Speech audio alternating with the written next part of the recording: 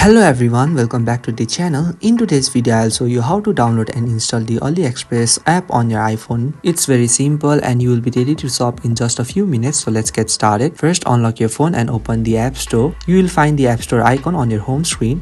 Within it, tap the search icon given at the bottom right. Now in the search bar at the top, type AliExpress and tap search. From the search result, look for AliExpress shopping area. Make sure that it's the official app by AliExpress with the orange shopping bag logo. Next, tap the get button. If prompt, confirm using Face ID, Touch ID or your Apple ID passport. The app will now start downloading and installing automatically, where this may take a few seconds depending on your internet speed. Once the installation is complete, tap open, or you can find the AliExpress app on your home screen and tap to launch it. When you open the app for the first time, you will see different confirmation messages regarding to access by the app. You can just skip them for now or choose any based on your preference.